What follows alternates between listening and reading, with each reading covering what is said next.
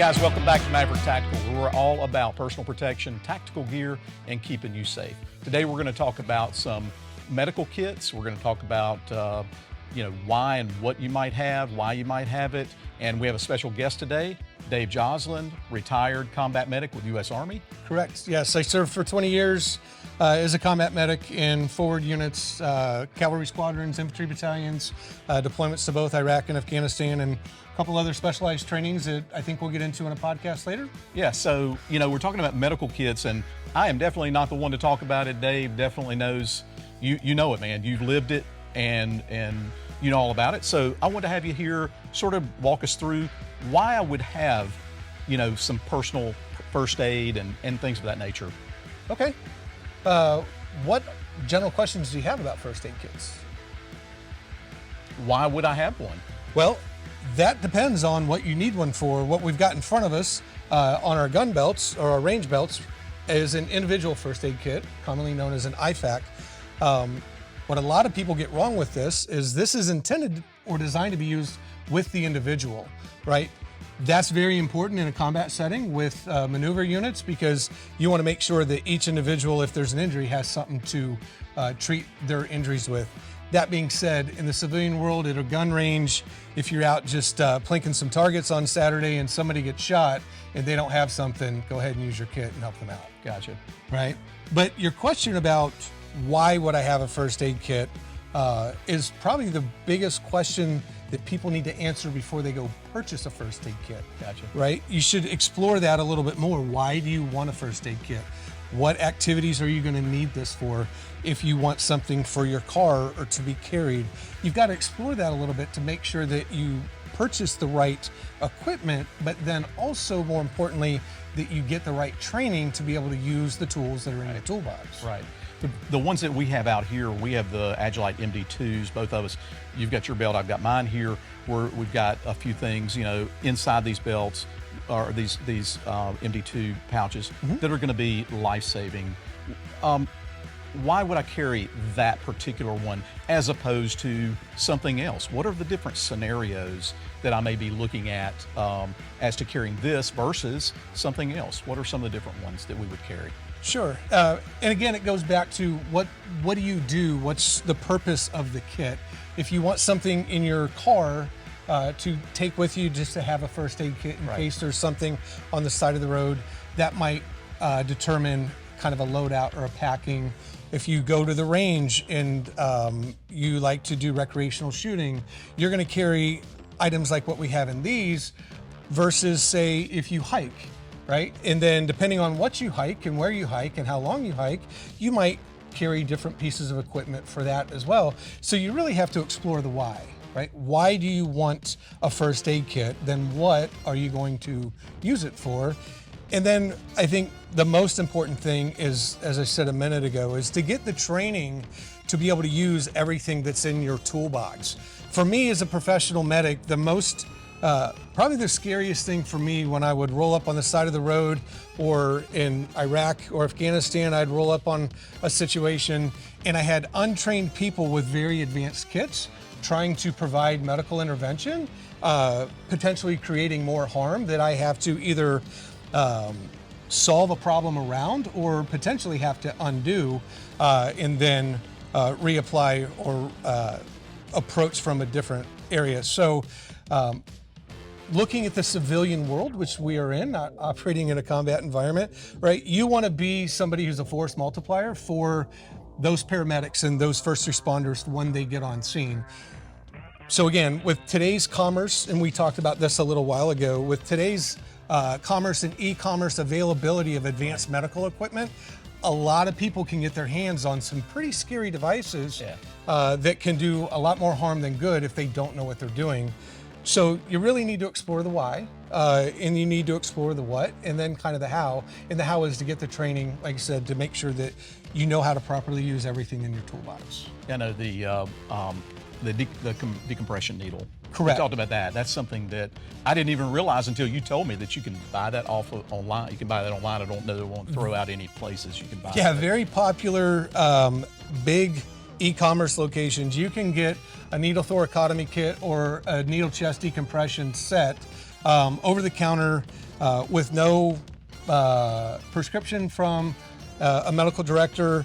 And so you think that the purpose of that is to reverse the effects of a sucking chest wound or a tension pneumothorax, rather.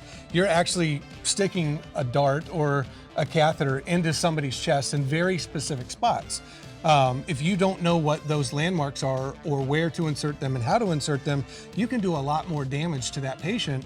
And yes, those things are available over the counter nowadays, and you see people at firing ranges in a myriad of places just out in the community with this advanced medical equipment. And a lot of times, unfortunately, they don't have the training that they need to be able to deploy it properly. Yeah, so we carry the MD2, the Agilite kit with the NAR. What are your thoughts on brand or buying something on, say, a larger platform, e-commerce platform, versus what I would consider more reliable brands? What do you think about brands? I mean, are those a big deal? Is that a big deal? They can be a very big deal because sometimes the brand will lead you to quality. Yeah. Sometimes the brand will lead you away from quality. So while brands can be important, I think the most important thing is to know how to use it. Yeah. Right? Like I pretty much beat that horse, right? You need to know how to use it, and then you need to practice with it. I see people buy tourniquets all the time, specifically what we're talking about, and then they don't practice with them. So they've got basically a device that they're going to have to take a cold bore shot with. If they don't practice with it, they're going to have to apply it for the first time.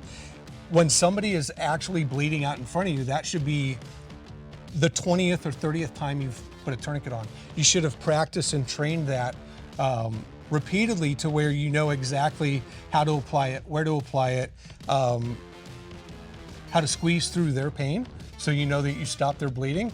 They're going to fight you, right? Gotcha. And then when you get into the brands, certain brands are more reputable than others. As you're cranking down on your windlass to try to actually control and stop that bleeding, some of them are known to break. Some of them, the threads in the stitching will give out, and then you will have bleeding under control, and then it'll rip or give way, and then now they're slack and they start bleeding again. Right. So where a lot of times brand doesn't necessarily say one item is perfect and one item is not, brand does matter. Just like a lot of things, certain people are known for quality and then certain people aren't. And if it's a brand that you've not heard of, Right. You should really interrogate that a little bit, investigate it.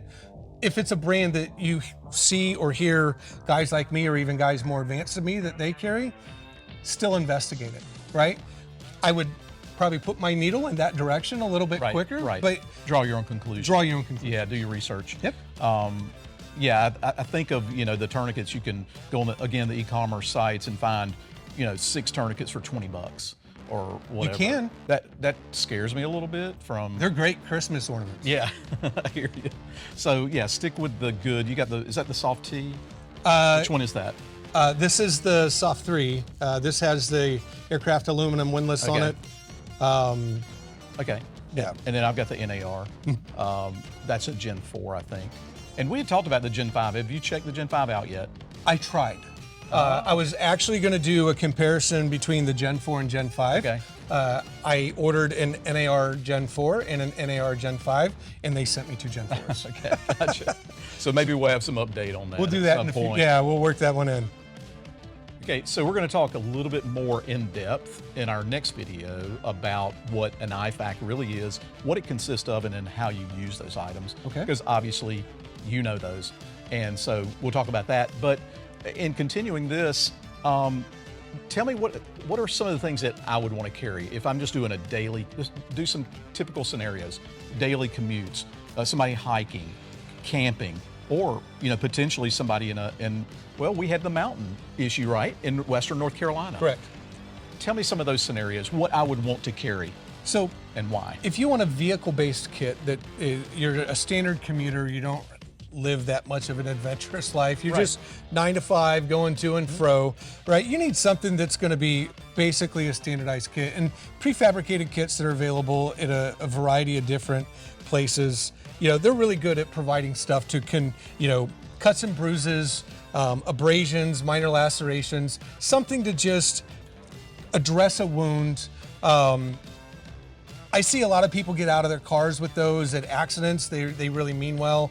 Sometimes, depending on the kit that they have, they'll have stuff that would be usable in those kind of situations. But a lot of those are just tailored towards kind of minor injuries, right? Bumps and bruises, like owies and boo-boos, right? Cut, little scissor cut or something. Exactly. Yeah. You're tailgating the kid's soccer game on the weekend, and they get an abrasion on their knee. Can you clean that up, and can you dress it, kiss it, make it feel better, and let them get back out and play, right? So that's some of the everyday. That's just kind of your everyday commuter kind of person. Absolutely. And we also talked about this too. We use the term prepper versus being prepared. I think everybody needs to be prepared. Absolutely. Whatever your scenario is, just like you said, the soccer mom or whatever the scenario, versus the person who may be, as far as on the front lines, so to speak. Right. And everything in between. Being prepared. I think that's what we're about. That's what Maverick Tactical, that's why we are here, is for people to be prepared. And that's why at the beginning of this conversation, I spoke heavily about understanding why you want to carry one, kind of interrogating that and understanding what the types of injuries were, and then the kind of training that you get. That's being prepared. Is understanding the need for tools, getting the training for the tools, and then having the right tools available to you.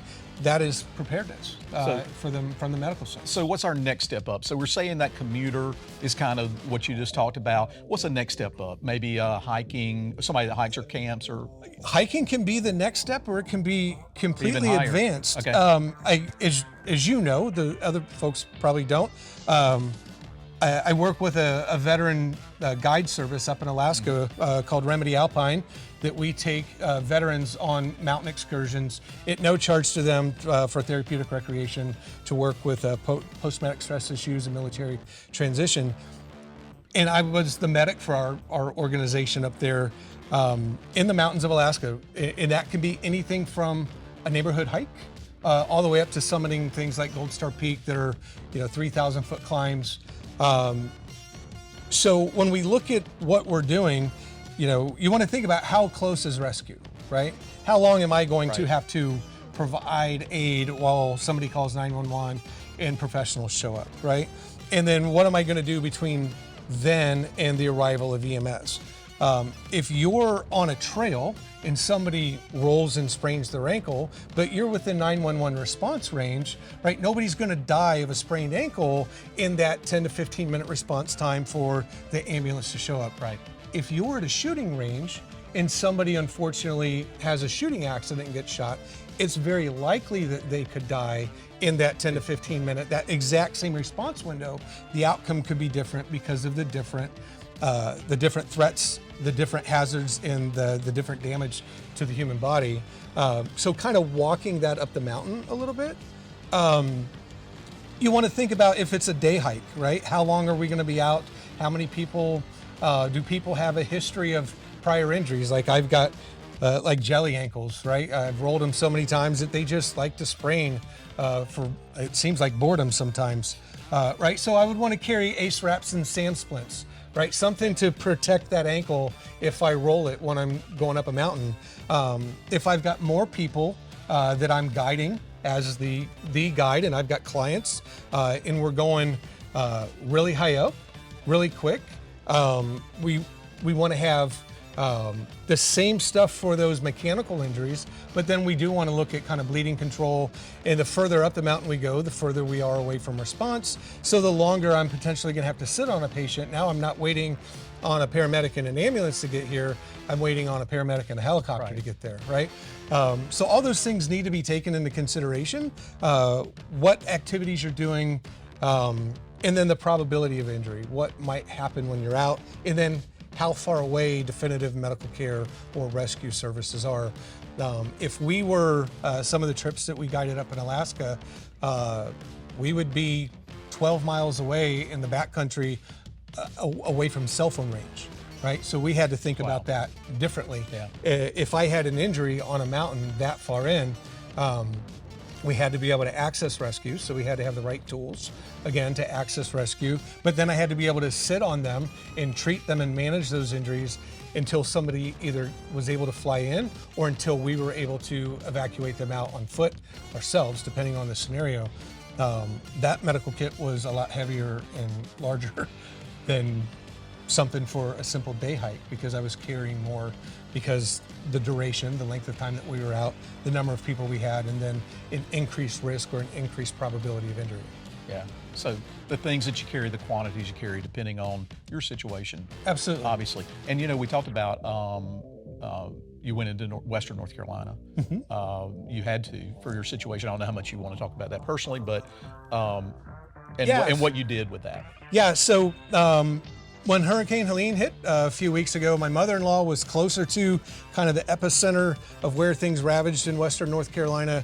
My wife and I were safe in Hickory, but I needed to get to my mother-in-law. She's older and lives by herself, and needed to be attended to, and she had about 15, 20 trees down on her house.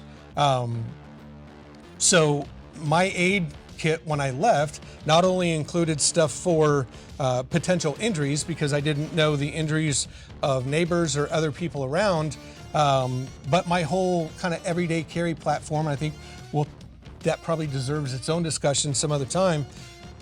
But what I carried with me was completely different. I bulked up my first aid kit for mechanical injuries and the ability to assess. I took some of my old tools, a stethoscope, made sure I had a pen light. I didn't know if people had concussions or if people were buried under rubble, so I made sure I had flashlights and headlamps if I was going to have to go in and potentially excavate somebody. Unfortunately, we saw some of the worst parts of humanity that come out in disaster play out in Western North Carolina, so to be prepared for that, my everyday carry firearm plussed up a little bit. I took a little bit more than I normally do with me, because I didn't know where society was going to go at that point. And then for communication, although I had my cell phone, reception was intermittent, coming in and out. I do have my GRMS radio license, so I pulled out one of my GMRS radios and made sure that I had a backup set of communication capability with me in case it was bad and we needed to talk with folks. I had a backup mechanism to be able to do that. Yeah, so very important for communication as well, comms. So yeah, great. Well, those are some different scenarios. I love the fact that, you know, from an everyday standpoint of somebody commuting, you know, it is we need to be ready and prepared for anything that happens, whether it's just simply driving on the road every day. We never know what could happen. Even on the road, going back and forth a few miles to work. Absolutely. Highway 40 is a great example. Every time I'm on it, I see people on the shoulder being either over because they were hit or over because they were forced over, and somebody's daily commute just got extended. Right. A lot of times that doesn't involve injuries. Unfortunately, too many times it does. Yeah.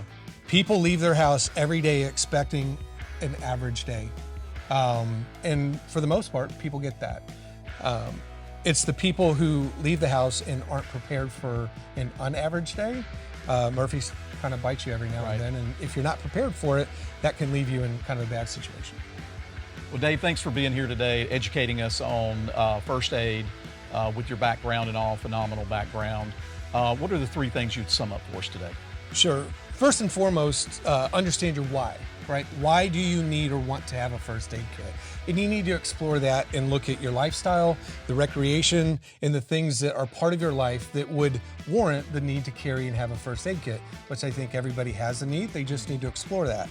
Next is understanding how to use the things that would be in your first aid kit is training, right? So you want to get trained on if splinting a sprained ankle or applying a tourniquet to a gunshot wound or whatever you discover in your why, you want to make sure that you have the training to mitigate that type of injury or the things that might happen in those activities. And then thirdly, which is the fun part, is getting it, right? Shopping, getting your first aid kit, getting it loaded up and building it for the things that you need. And then kind of the 3B on that, practicing, right? You don't want to rip open your 4x4s or some of your dressings, but your tourniquets, some of the things that are very mechanical, SAM splints, you want to practice with those. The first time you put them on should not be on a live patient. They should be kind of rehearsed and you should know how to go through that. So yeah, those are the three things. Know why you want to carry it, know how to use it, and then finally, everyone loves to shop. Go shopping and get the toys that you need to do what you can to be prepared. Absolutely. All right. Well, guys, thanks for tuning in. Comment down below. Let us know if you want to see more content like this. Dave will be with us more if you'd like. Maybe you want him to show us some kit here. Maybe demonstrate different things. Comment down below. Thanks for tuning in, and we'll see you soon.